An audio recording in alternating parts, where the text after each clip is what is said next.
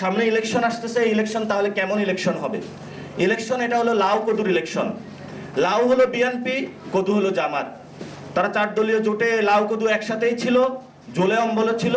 লাউ তরকারি খারাপ না, কিন্তু আপনারা যে লাউ কদু ইলেকশন করতে যাচ্ছেন, সেই লাউ কদু ইলেকশনের আগে অনেকগুলো প্রসেস আপনাদের লাগবে। এই জন্য হলো আমরা বাংলাদেশে কোনো এই লাউ বিএনপি আর কদু এই জামাত এই দুইটার কোনো ইলেকশন দেখতে চাচ্ছি না।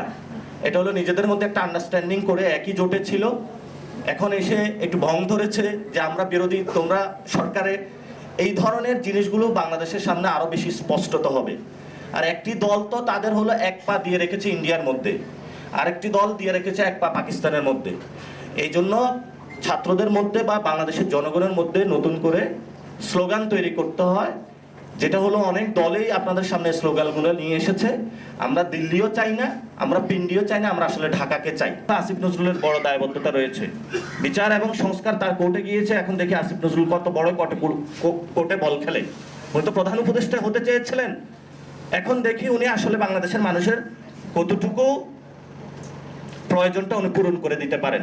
আর অন্যান্য উপদেষ্টারাও যেতে হবে, ডক্টর ইউনূসকে শক্ত হাতে এই মাঝি হতে হবে, অথবা এই তরির ভার নিতে হবে।